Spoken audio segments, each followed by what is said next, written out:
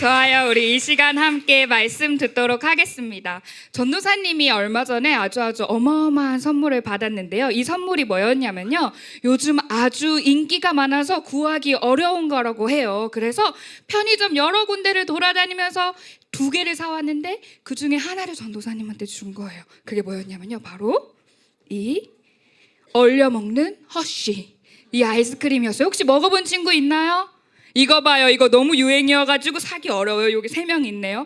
그런데 전도사님이 이걸 선물 받았어요. 그래서 뭐 아이스크림이 뭐 다 거기서 거기겠지 하고 이제 일이 끝나고 냉동실에서 이걸 꺼내가지고 뜯어서 한 입을 먹었는데 온몸에 막 초코에 당이 막 이렇게 내려오면서 힘들었던 게 다 잊혀지고 기분이 너무 좋아지는 거예요. 저는 이거 진짜 너무 맛있다, 너무 최고다, 막 이렇게 생각했어요. 그리고 2번째로 전도사님한테 들었던 생각이 뭐였을까요? 이거 사야겠다. 사서 우리 커맨주니어 친구들 줘야겠다 라는 생각이 드는 거예요. 그래서 전도사님이 이제 인터넷에 찾기 시작했어요. 허쉬 얼려먹는 초코 막 되게 진지하게 찾았어요. 나와요. 근데 원래 가격보다 더 비싸게 받는 거예요. 그리고 심지어 막 배송비도 막 많이 받아요. 요즘 무료 배송이 얼마나 많은데. 그런데 전도사님이 가격도 하나도 비싸도 아깝지도 않고 배송비를 3번이나 내도 하나도 아깝지 않았어요. 이 맛있고 이 기분이 좋아지는 이 허쉬 아이스크림을 우리 커맨시 교회 어린이들에게 나눠줘야겠다, 전해야겠다라는 생각으로 아까워하지 않고 샀어요. 냉동실에 얼려놨어요. 아마 전도사님이 이 아이스크림을 주면서 친구들에게 너무 설레는 마음으로 줬어요. 우리 친구들이 먹고 전도사님 너무 맛있어요 라고 하면 전도사님 기분이 너무 좋겠죠. 그런데 혹시 어떤 친구가 노맛 이게 뭐예요? 초코 이렇게 하면 전도사님이 아마 이렇게 얘기할 거예요. 나도 전도사님이 다 먹으면 되니까 신경 쓰지 마 라고 얘기하지만 전도사님이 마음속으로 내가 저거 열심히 사왔는데 이렇게 하면서 조금 속상한 마음도 사실 들 것 같아요. 이렇게 작은 아이스크림을 주면서도 너무 설레기도 하고 또 기쁘게 받지 않았을 때 속상한 마음이 들기도 하는데, 심지어 내 마음에 가장 귀한 자리에 있는 한 분, 나한테 가장 멋진 선물이고 기쁜 소식인 그 예수님을 전할 때 마음은 어떨까요? 그리고 그 예수님을 전했을 때 혹시 누군가 들어주지 않는다면 또 그 마음은 어떨까요? 전도사님이 성경책을 보니까요, 오늘 바울의 이야기가 바로 이 이야기를 담고 있었어요. 우리 함께 바울이 어떤 마음이었는지 함께 이야기를 들어보도록 합시다. 바울의 원래 이름은요, 나오네 뭐 똑똑이들, 사울이었어요. 바울은 원래 예루살렘에 율법을 공부하러 온 유대인들이었는데요, 사울은 원래 예수님의 십자가를, 예수님을 믿지 않는 사람이었어요. 뭐 십자가에서 어떻게 예수가 다시 살아났다고 그래, 이렇게 말하는 사람이었어요. 심지어 이렇게 말하는 것뿐만 아니라 예수님을 믿는 사람들을 괴롭히고 또 예수님을 믿다가 혹시 죽임을 당하는 사람들을 보면서도 당연한 일이지 뭐, 이렇게 생각하는 사람이었어요. 그런데 부활하신 예수님께서 사울을 찾아가신 거예요.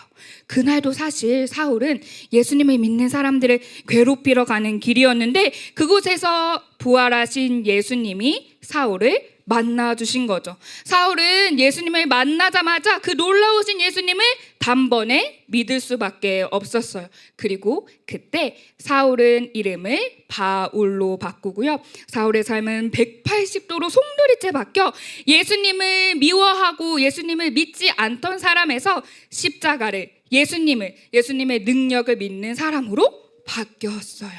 그리고 얼마나 놀라운 일이 일어나냐면요, 바울은 자기가 알던 예수님을 다른 사람들에게 전하기 시작해요. 그런데 그냥 내 옆에 있는 사람들, 가까이 있는 사람들한테만 전하는 것이 아니라 배를 타기도 하고요, 열심히 걷고 걸어서 무려 3번, 3번에 걸친 전도 여행을 떠나서 예수님을 전해요. 예수님의 사랑이 얼마나 놀라운 사랑인지, 그 십자가의 능력이 얼마나 놀라운 능력인지를 전해요. 그리고 바울이 복음을 전할 때요, 하나님께서 바울을 도와주셨어요. 그래서 병들었던 사람이 고침을 받기도 하고요. 바울이 복음을 전하다가 감옥에 gat혔을 때는 덜컹 이러면서 감옥이 열리기도 해요. 그런 놀라운 일들을 겪으면서 바울은 복음을 많은 사람들에게 전하면서 행복하게 살았답니다 라고 끝나면 얼마나 좋았을지 몰라요. 그러지 못했어요. 오늘 바이블 선생님이 보여준 것처럼 바울의 복음을 받아들이지 않던 많은 사람들이 있었어요. 바울이 복음을 전할 때 그게 무슨 말이야? 욕하고 손가락질하는 사람들이 있었어요. 그렇게 할 때 바울의 마음은 어땠을 것 같나요, 친구들? 맞아요. 슬펐을 거예요. 리우예요?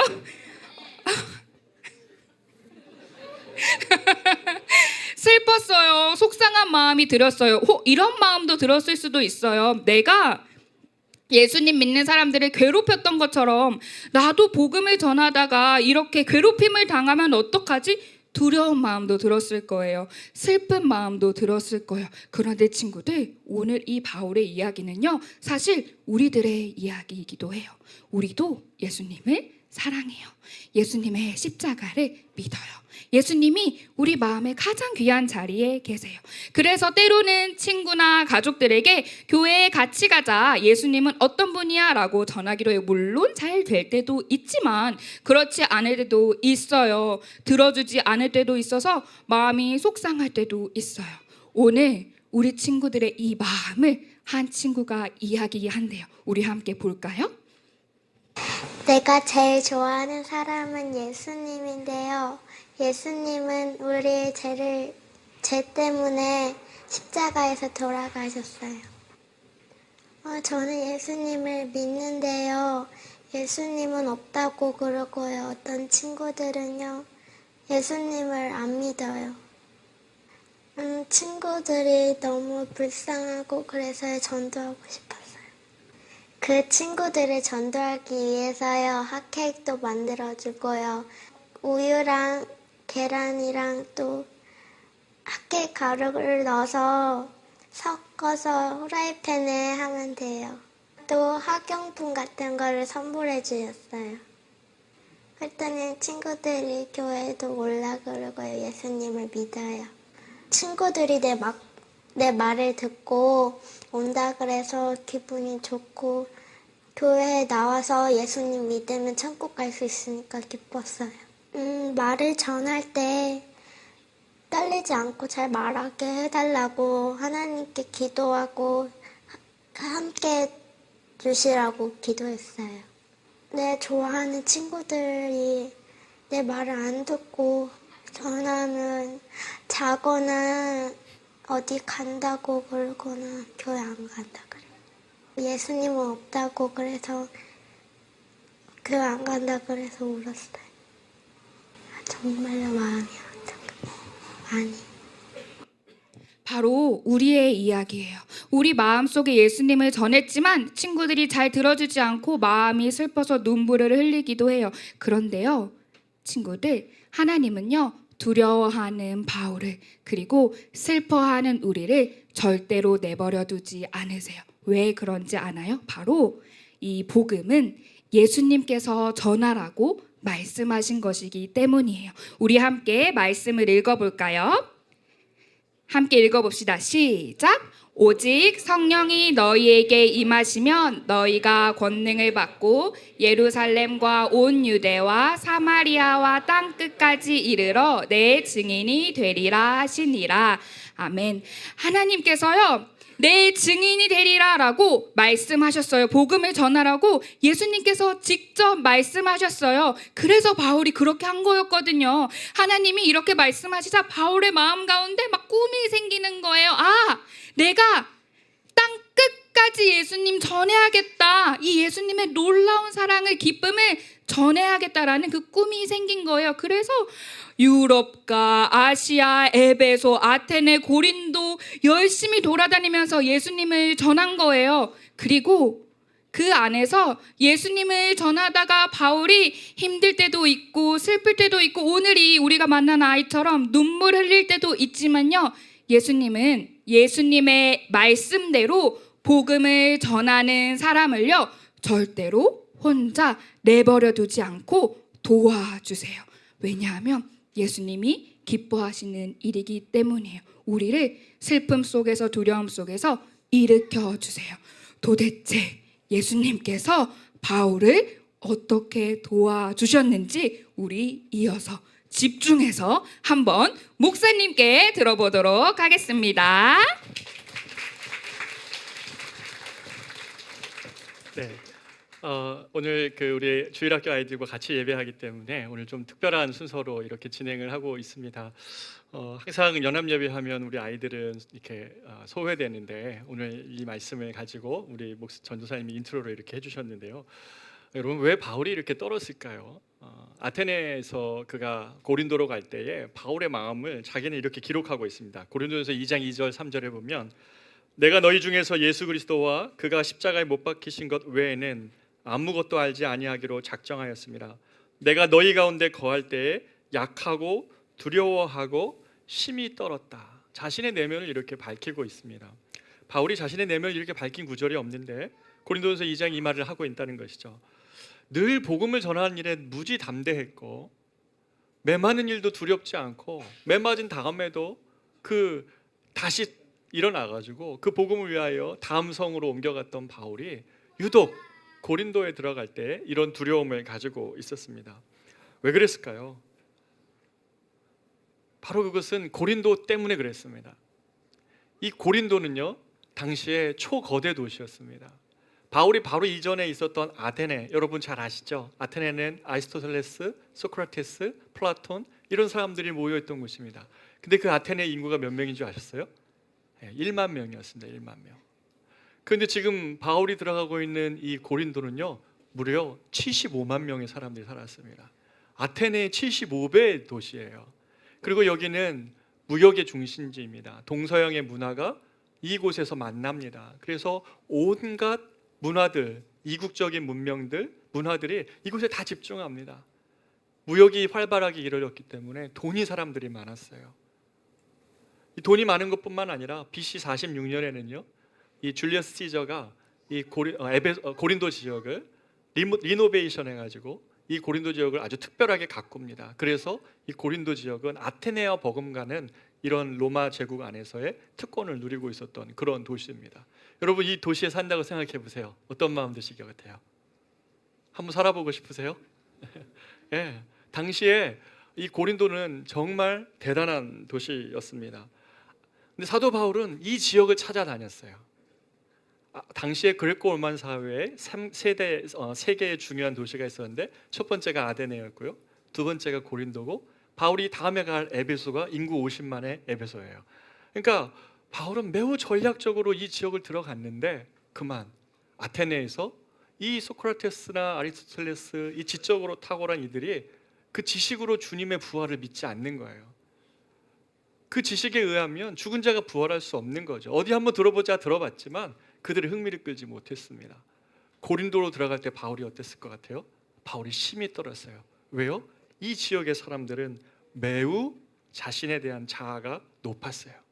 성공했고 가질 수 있는 거 다 가졌던 사람들입니다. 그렇기 때문에 고린도 사람들은 매우 마음이 거만한 사람들이었습니다. 무엇 하나 부족함이 없는 고린도 이들에게 당신들이 구원 얻기에는 당신들이 가지고 있는 그 어떤 것으로도 구원 얻을 수 있는 것이 여러분에게 없습니다. 당신들이 자랑하는 물질, 당신들이 자랑하는 도시에 대한 그런 자부심, 내가 서울 살고 있다 이런 자부심, 내가 이 지역에서 유지다, 내가 이 지역에서도 학문적으로 뛰어나다, 이런 모든 것들이 당신의 구원을 줄 수 없습니다. 오직 그리스도만이 구원이십니다라는 말을 해야 되는데 바울이 지금 이전에 다녔던 그런 작은 도시들에 비해서 고린도는 정말 탑 중의 탑이었어요. 여기에 가서 복음을 전해야 되는 바울이 무척 두려운 마음이 찾아온 것이었습니다. 그래서 실제로 이 고린도 지역에서는 복음을 전도했을 때에 똑똑한 사람들, 물질이 많은 영향력 있는 사람들은 이 바울의 복음에 반응하지 않았습니다. 그래서 고린도전서 2장에 보면 너희의 부르심을 보라. 너희가 세상 가운데서 약한 자들, 작은 자들, 없는 자들을 불러서 있는 자들을 부끄럽게 하시고 자 너희를 불렀다고 바울이 이야기할 만큼 고린도는 그러한 사람들의 높은 교만함을 가지고 있는 도시의 사람들이었어요. 여러분 생각해 보세요. 오늘날 가장 큰 도시가 어디입니까? 뉴욕입니까? 서울입니까? 역시 우리 자부심이 대단한데, 예, 우리나라에서 서울이죠. 외국으로 말하면 뉴욕일 수 있고, 뭐 맨하탄일 수 있고, 영국의 런던입니까? 프랑스의 파리입니까? 여기에서 여러분 복음 전하는 게 얼마나 어려운지 아십니까? 사람들에게 있는 높은 마음들이 이 복음의 장벽이 되는 거예요. 또 어떻습니까? 바울이 가는 이 고린도 지역은 성적으로 매우 문란한 도시였어요. 사람들의 도덕이 무너져 있습니다. 도시의 생활이 그럴 수 있는데요. 이 특별히 고린도 지역에는 고린도 뒤편에 보면 600m 해발 600m의 언덕이 있었습니다. 이 아크로고린도라는 이 언덕에 보면 신전이 하나 있었는데 이 신전에서 누구를 섬기는 줄 아십니까? 미의 여신이 누굽니까? 네, 아프로디테. 네, 비너스를 섬기고 있었던 거예요. 이 비너스 신을 섬기고 있는 이 신전에는 1000명의 여사제가 있었습니다. 근데 이 1000명의 여사제가 밤이 되면 어떻게 되는 줄 아십니까? 고린도 길거리로 내려오는 거예요. 고린도 길거리에 내려와 가지고 이 1000명의 여사제가 성을 주고 팔았어요. 고린도는 이러한 여러 가지 향락과 문화적인 자부심, 돈의 많음, 도덕적인 무너짐 이런 것이 온통 집중된 것이 고린도 지역이었습니다. 그런데 복음은 어떻게 말합니까? 당신들의 삶을 회개하고 돌아오라고 말하는 것이 복음 아닙니까? 십자가의 복음은 그들의 죄를 간과하지 않기 때문에 그렇습니다. 당신들이 예수께로 돌아올 때에 여러분들이 이 세상에서 방탕하게 살고 있는 여러분의 삶의 자리에서 돌아와야 된다고 말하는 것이 복음이기 때문에 이 복음을 전할 때에 직면해야 될 어려움, 때로는 핍박, 그들의 거절감, 그들이 듣지 않을 것 같은 두려움이 사도 바울의 마음을 지배했던 것이죠. 여러분 그런데 어떠세요? 이게 바울의 마음만입니까? 우리도 지금 서울 시내, 한국에서 제일 뛰어난 서울이라는 도시, 그리고 이 수도권까지 합하면 인구가 2천만 가량 되는 이 지역은 서울 시내 우리나라 인구의 3분의 2 가량이 여기 지금 여기 와서 있고, 앞으로 전 세계 도시는 전 세계 인구의 5분의 2 이상의 도시에 와서 산다고 얘기할 정도로 도시는 그런 곳입니다. 온갖 기회가 있는 곳이기도 하지만, 그리고 또 온갖 똑똑한 사람들, 또 온갖 지방에서 여러 가지 일들을 위하여 꿈꾸며 오는 사람들, 여러 가지 사람들이 각각의 모습으로 사는 것이 이 도시입니다. 우리가 여기서 복음을 전한다고 할 때, 우리가 도시에서 복음을 전한다고 할 때 사람들에게 경험하는 게 뭡니까? 어떤 사람들은 정말 준비된 사람들 우리가 만날 때가 있습니다. 그들은 대부분 마음이 가난한 자입니다. 마음이 가난해져서 하던 사업이 실패했거나 건강을 잃었거나 어떤 문제에 직면해서 비로소 자기 자신의 모습을 제대로 직면해서 내 삶에 그리스도가 아니라면 내 삶을 돌이킬 바른 방법을 없다는 사실을 알기 때문에 우리가 전하는 복음에 이미 준비되어 있는 영혼들이 있습니다. 그러나 대부분의 경우 여러분은 거절당할 것입니다. 대부분의 경우 여러분은 복음을 전하면 사람들에게 오늘날 시대에 너나 잘 믿으라고, 당신이나 잘 믿고 예수 믿는다운 삶을 한번 당신이나 잘 살아보라고 이야기할 것입니다. 사람들은 여러분을 외면할 것이고요. 이 바울이 고린도에서 경험하는 똑같은 두려움이 우리에게 찾아옵니다. 저들은 예수가 없지만 더 잘 사는 것 아닌가? 저들의 삶의 방식이 너무 매력적이어서 나도 예수 믿지만 저렇게 살고 싶은 유혹도 우리 안에 찾아올 수 있다는 사실입니다. 우리가 복음을 전할 때 사람들의 이 도시 안에서 여전히 우리도 바울의 두려움과 떨림이 우리 안에 있습니다. 거절당하면 어떨까? 외면당하면 어떨까? 내가 사람들 사이에서 내가 예수 믿는다고 말하는 순간 따돌림을 당하면 어떨까? 이런 두려움이, 바울의 두려움이 우리들의 두려움이 동일한 두려움이라는 사실이죠. 여러분 어떻게 해야 됩니까? 오늘날 교회가 위축되어 있다는 사실 여러분 느끼시지 않습니까? 밖에 나가서 복음을 전하고 우리의 빛을 드러내며 살기보다는 무척 두렵고 위축된 마음으로 삽니다. 특별히 우리 아이들, 제 어렸을 때는 정말 반에서 종교 조사해 보면 그래도 몇 명 손 들었는데 우리 아이들 반에 가서 종교 조사하면 한 명 혼자 들 거예요. 대부분 그렇습니다. 반에서 한 명 정도가 교회 다닐까요? 이런 상황에서 우리 아이들이 신앙생활을 해야 되는 것입니다. 이렇게 위축된 세상 속에 바울을 하나님이 어떻게 하셨을까요? 바울을 하나님이 어떻게 하셨는지 우리가 오늘 읽었던 사도행전 18장 1절부터 11절은 하나님이 매우 분주하게 일하시는 것이 막 보여요. 바울의 마음이 위축되자 하나님이 급해졌어요. 이 바울이 하나님의 소명을 감당하다가 마음이 위축되니까 하나님이 바울을 가만히 둘 수가 없는 거예요. 그래서 하나님이 하신 일이 뭐냐면, 첫 번째, 하나님은 사람을 즉각적으로 보내서 바울을 일으켜 주셨어요. 1절 2절입니다. 그 후에 바울이 아덴을 떠나 고린도에 이르러 아굴라라 하는 본도에서 난 유대인 한 사람을 만나니 글라우디오가 모든 유대인을 명하여 로마에서 떠나라 한 고로 그가 그 안에 브리스길라와 함께 이탈리아로부터 새로 온지라 바울이 그들에게 가매. 바울이 고린도에 들어갔을 때 무척 두렵고 떨렸는데 바로 그 자리에서 만난 사람이 누구냐면 브리스길라와 아굴라 부부입니다. 사실 브리스길라 아굴라도 지금 정처 없이 자기 고향에서 떠나왔어요. 로마의 황제 글라우디오가 이 크리스찬들이 로마에서 말썽을 일으킨다 하면서 그 로마에서 그들을 다 추방시켰습니다. 그러니까 브리스길라와 아굴라도 지금 자신의 생업과 생터를 떠나서 이 고린도에 정처 없이 왔어요. 무슨 일이 벌어질지, 어떤 사람을 만날지 알 수 없었습니다. 그러나 고린도에 왔을 때 똑같이 마음이 위축되어서 지금 와 있는 바울을 만나는 거예요. 말해보니까 생업이 같았어요. 생업이 뭐였습니까? 텐트 메이킹, 가죽 공예를 같이 하는 거죠. 그래서 아굴라와 바울이 마음이 맞아서 아굴라가 자기가 먼저 왔기 때문에 자기 집으로 바울을 초대합니다. 같이 와서 일하고 같이 먹고 같이 잡니다. 바로 이 바울은 이 남편 아굴라를 비롯해 브리스길라를 만나는데요. 여러분, 저는 이게 하나님이 참 너무 놀라우세요. 바울은 이런 상황 가운데 이 브리스길라와 아굴라라는 이 만남이 얼마나 놀라운 축복인지 이 이후에 계속 깨닫습니다. 이 브리스길라와 아굴라는 그냥 만난 사람이 아니었어요.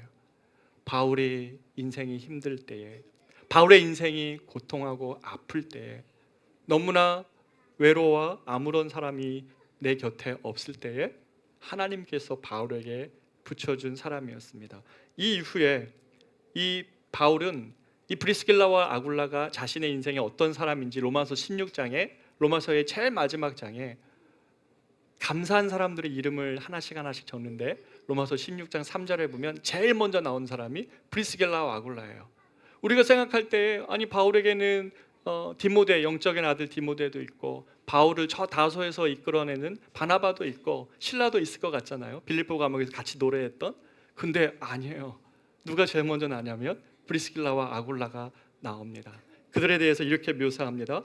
그들을 예수 안에서 나의 동역자 된 사람들이라고 하면서 그들에 대하여 내 목숨을 위하여 자기의 목숨을 내놓는 사람들. 여러분, 너무 멋지지 않습니까? 저는 하나님의 우리가 신앙생활할 때 여러분 홀로 있게 우리를 두지 않습니다. 여러분을 위하여 하나님께서 사람을 옆에 있게 하신다는 거죠. 사람을 보내어 주신다는 것이죠. 바울은 이 브리스길라와 아굴라뿐만 아니라 조금 있다가 그 마게도냐에서부터 내려왔던 실라와 디모데, 영적인 아들 디모데까지도 같이 합류하면서 바울의 이 위축된 것을 하나님이 돕고 싶어가지고 막 사람들을 막 끌어오는 거예요. 브리스길라 아굴라는 저 로마에서 끌어다 오고 실라와 디모데는 저 위에서 끌어다 오고 그가 혼자 있지 않다는 사실을 알려주게 하기 위하여, 그의 절망 가운데 그가 홀로 있지 않게 하기 위하여 하나님은 사람을 우리의 인생에 붙여주시는 것이죠. 지난주에 제가 가끔 말씀을 전하고 나면 너무 부끄러울 때가 있습니다. 내가 하나님 말씀을 잘 전했나? 그러지 않은 것 같아가지고 이렇게밖에 말씀을 전하지 못하는 제 자신이 너무 부끄러워가지고 막 숨고 싶어요. 여기서 인사 안 하고요, 도망가고 싶어요. 막 도망가고 싶을 때가 있습니다.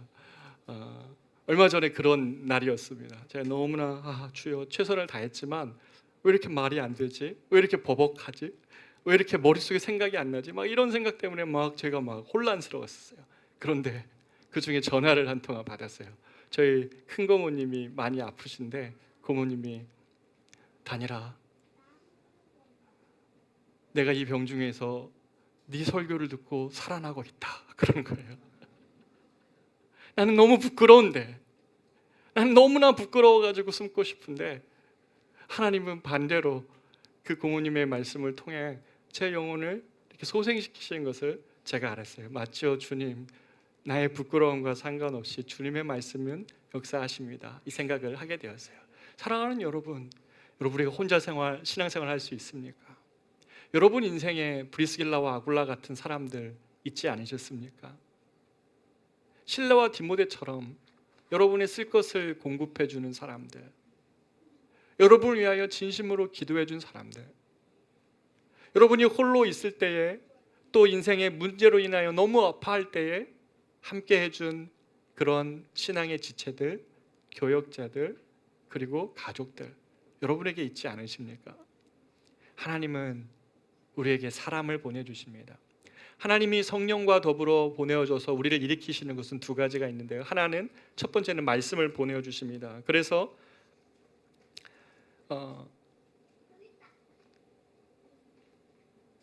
말씀을 보내어 주실 때 시편 말씀은 이렇게 얘기하죠. 시편에 보면 하나님께서 이렇게 말씀하십니다. 제가 이렇게 하는 게 처음이어가지고 시편 107편 119편 20절에 보면 119절 120절에 보면 이에 그들의 고통 때문에 여호와께 부르짖음에 그가 그들의 고통에서 그들을 구원하시되 그가 그의 말씀을 보내어 그들을 고치시고 위험한 지경에서 건지시는도다.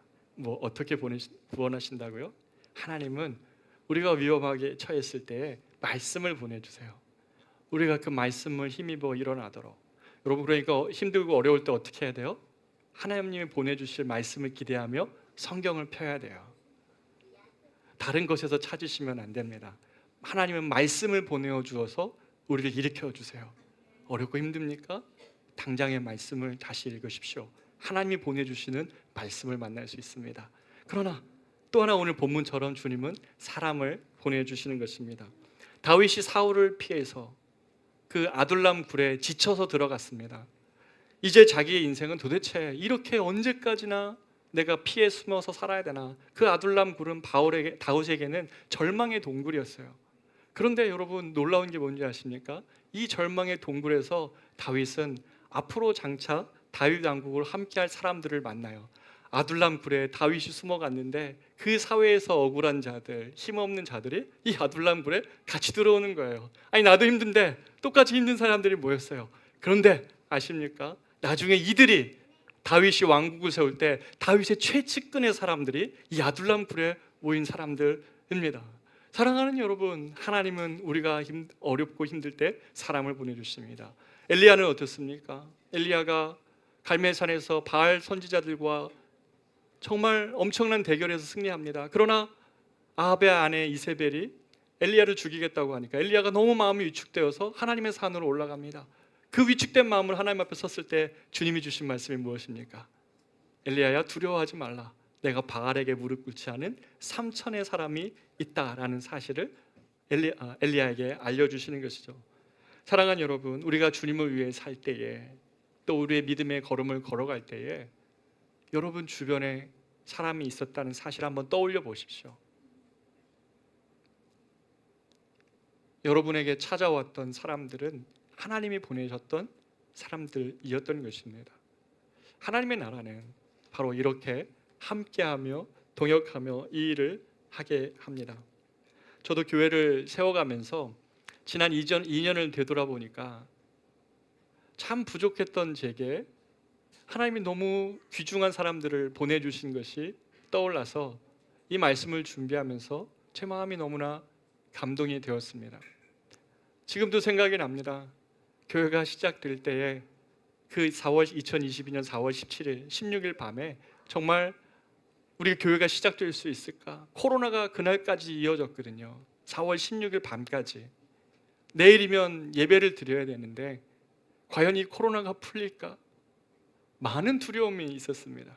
그러나 2022년 4월 17일 아침, 부활의 아침에 코로나가 해제가 되었습니다. 그래서 교회가 시작이 되었고 재정이 채워질 수 있을까 할 때 재정이 채워졌고 각 부서에서 사람들이 모자랄 때에 하나님의 사람들이 그 부서들을 이렇게 채워가는 모습 너무너무 많이 봤습니다.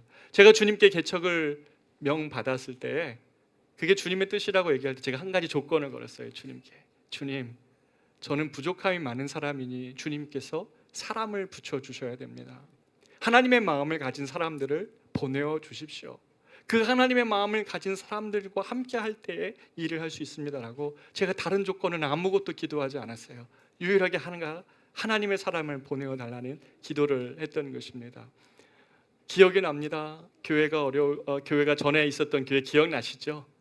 조그만 본당이 40평 그만큼 되는 이 정도 공간이었잖아요. 우리 같이 예배 드리면서 눈물로 드렸던 예배들 순간들이 있습니다. 그런데 그때마다 그 건물을 우리 순장님 한 분은 아침에 출근하면서 교회가 물에 잠겼을까 어디가 화장실이 막혔을까 아침 저녁으로 그 교회를 돌봤던 우리 순장님이 기억이 납니다. 영혼들 품기 위하여 정말 자신의 모든 것을 쏟아내는 우리 순장님들을 제가 보았습니다. 우리 주일학교 아이들을 위하여서 매주일 한 번도 쉬지 않고 그 일들을 감당해내는 너무 귀한 교사들이 있었습니다. 매주일 봉사하는 음향 영상, 카페, 주차 너무나 많은 사람들이 있었던 것이죠.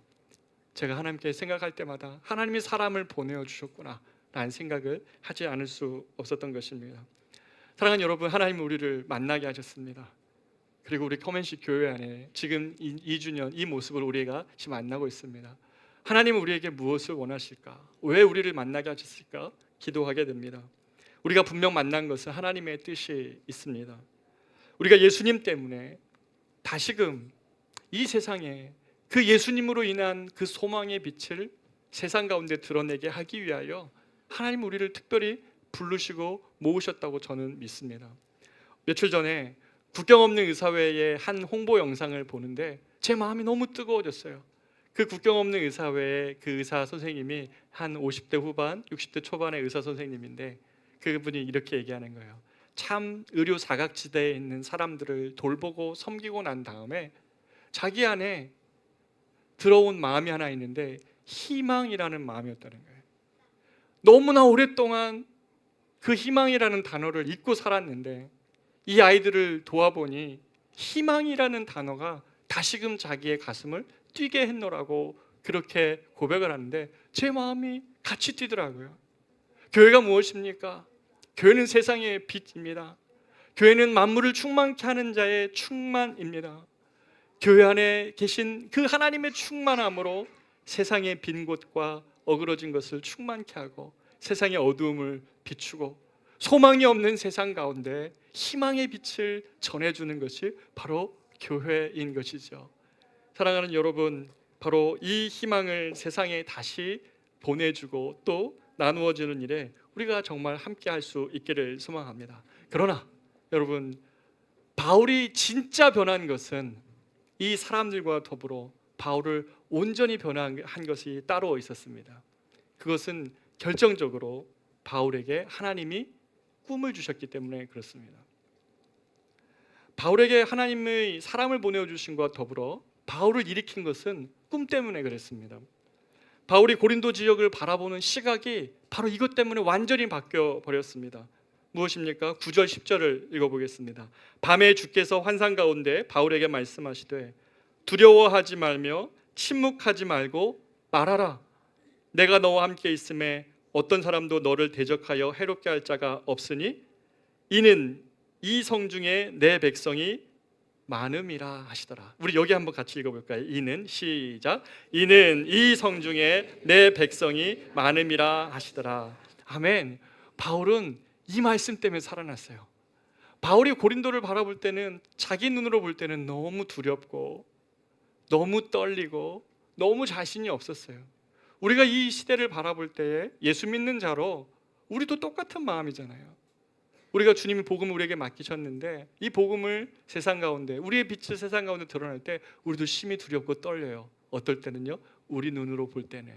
그러나 바울은 이 하나님의 꿈 때문에 이 성중에 여전히 내 백성이 많음이라, 예수님 안으로 들어와야 될 영혼이 여전히 많다는 사실을 바울이 주님으로부터 주님의 꿈을 자신의 꿈으로 삼았을 때에 고린도 지역을 바라보는 그의 눈이 전혀 달라졌어요. 두렵고 떨리는 대상이 아니라 전하고 찾고 그들에게 가야 될 대상이 되었던 것이죠.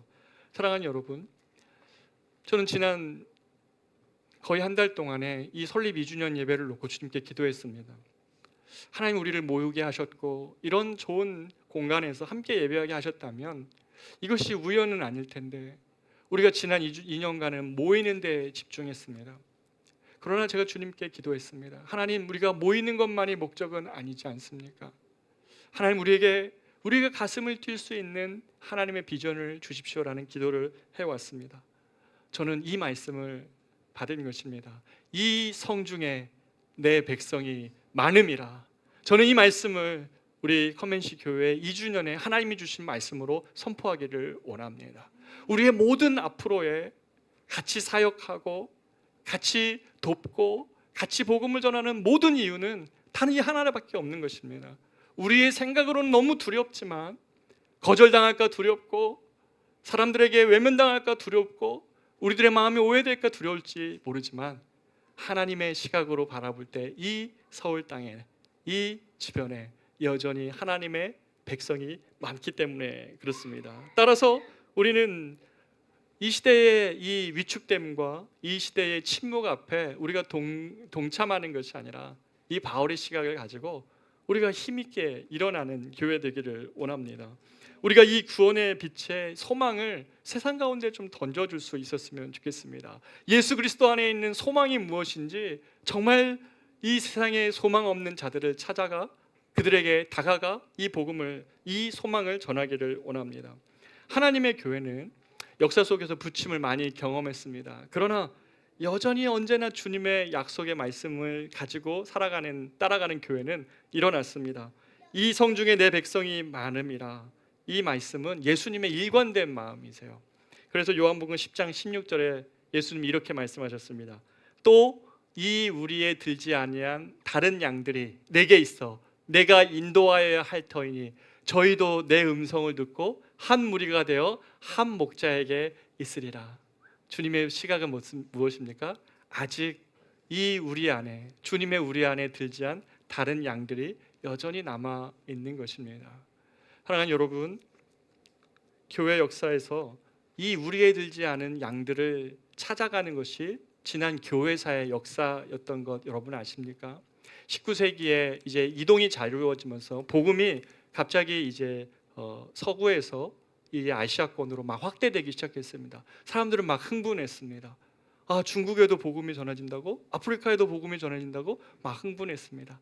그러나 여전히 우리에 들지 않은 양들을 찾기 위해서 복음이 항구 중심으로 전파되다가 그 항구를 넘어서 저 땅 안에 있는 사람들에게도, 아직 이 우리에 들지 않은 사람들에게도 가기 위해서 그들이 항구가 아니라 그 장벽 높고 문화적인 차이가 큰 그들의 삶의 안으로 깊이 들어가기로 결정을 합니다. 그래서 허드슨 테일러는 중국의 상하이에서 복음을 전하다가 아니다, 저 안에 아직도 잃어버린 양이 많다는 사실을 알고 있기 때문에 저 수로를 따라 육지로 들어갑니다.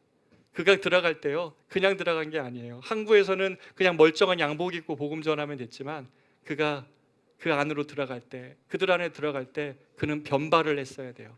서양 선교사가 청나라 사람들처럼 머리 이렇게 다 변발하고 황비용처럼 하고 들어간 거예요. 얼마나 재밌어요. 그러나 저 안에 아직 우리에 들지 아니한 백성이 많기 때문에 그 일들을 감당했어요. 아프리카에서 똑같은 일이 일어났습니다. 데이빗 리빙스턴이 아프리카에서 인랜드 미션, 저 안쪽에 잃어버린 양들을 찾아 들어가는 것이죠. 그것뿐입니까? 20세기가 되면 복음이 이제 어느 정도 증거가 된 줄 알았는데 알고 보니 6,000개의 언어로 아직 성경이 번역되지 않았다는 사실을 알고 이 백성 중에 내 백성이 많음이라 생각하고 위클리프 선교회가 성경을 그들의 언어로 번역해주는 일을 합니다. 교회는 항상 이렇게 잃어버린 주님의 양들, 우리의 들지 않은 양들을 찾아가는 걸음인 것이죠. 사랑하는 여러분, 아직 주님의 우리의 들지 않은 양들, 이 성중에 하나님이 구원하시고자 하는 많은 백성들이 있습니다. 우리 주변에 한번 볼까요?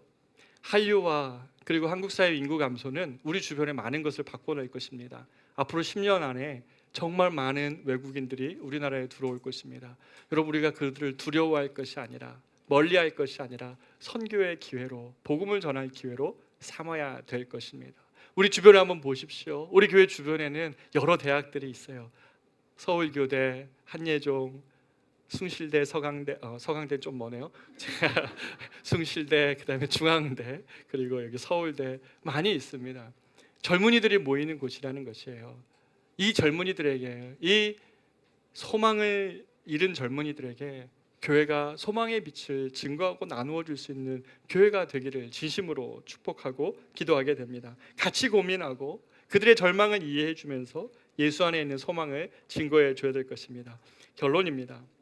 사랑하는 여러분, 교회는 하나님의 꿈을 꿀 때 일어날 수 있습니다. 우리가 단순히 모여 있는 것이 아니라 이 꿈이 일으킵니다. 이 꿈이 교회를 잠자게 하지 못하고 바울이 위축되고 두려웠던 신앙에서가 아니라 이 성중에 내 백성이 많다는 주님의 음성을 교회가 들을 때 그들은 일어날 수 있고 가슴 뛸 수 있었던 것입니다.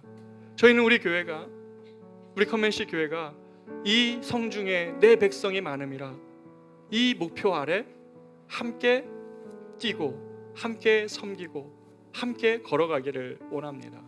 그것이 우리의 사역의 제일 중요한 동기가 되었으면 좋겠습니다.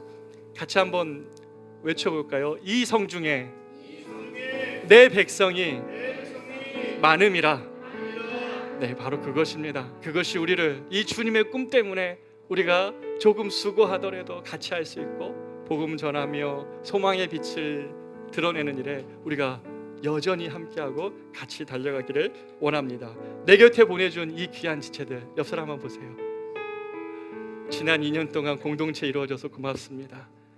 여러분과 여러분이 내게 보내주신 하나님의 사람들입니다. 우리와 함께 바로 이 교회가 더 이상 위축되고 잠자는 것이 아니라 함께 일어나 주님의 일들을 감당하기를 원합니다. 우리 다 같이 한번 일어나서 찬양할까요? 교회여 일어나라. 함께 찬양하겠습니다.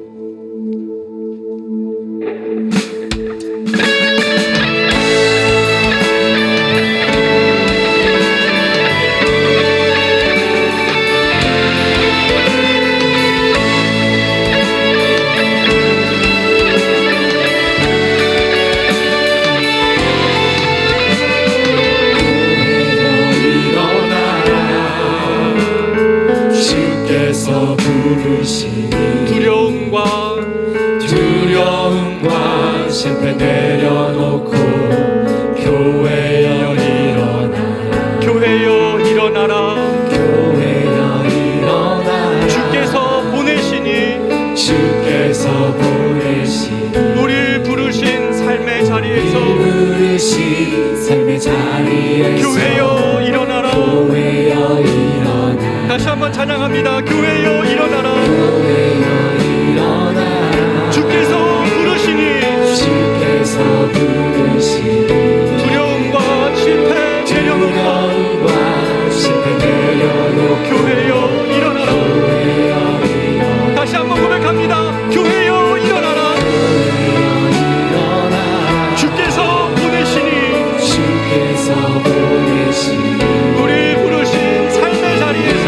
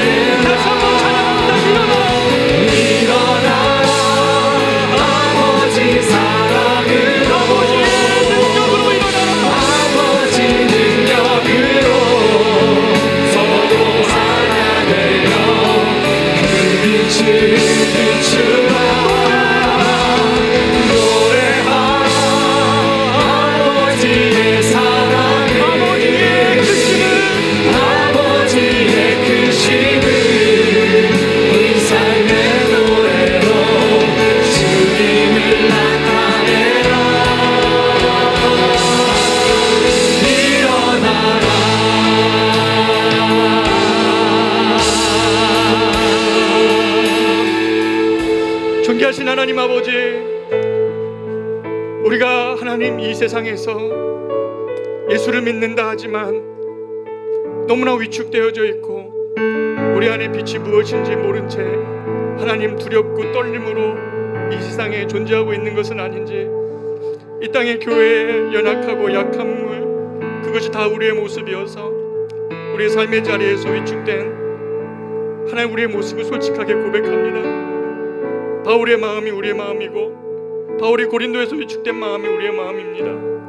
우리의 신앙이 보잘것없는 것 같고 세상에서 주님이 너무 작아 보였던 것도 하나님 고백합니다. 그러나 하나님, 우리가 이 세상을 바라보는 우리의 눈을 이 아침 다시 바꾸라고 말씀하시는 주님의 말씀 앞에 우리가 순종하기를 원합니다. 이 성중에 여전히 내 백성이 많으리라.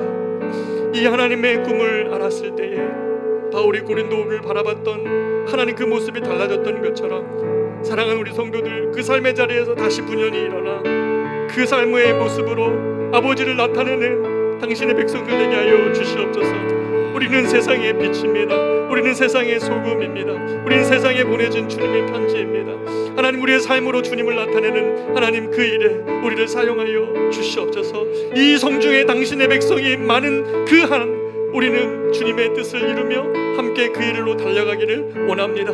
사랑하는 우리 성도들, 어느 삶의 자리에 있든지 저들을 일으켜 주시옵소서. 저들을 주님의 사랑으로 일으켜 주시고 주님의 크심으로 다시금 일어나게 하여 주셔서 하나님, 그 주님으로 인한 꿈을 가지고 삶의 자리에서 힘있게 그리스도를 나타내는 우리 교회, 앞으로 우리 커맨시 교회의 미래가 될 수 있도록 주께서 함께하여 주십시오. 주님이 명하시니 우리가 일어나겠습니다.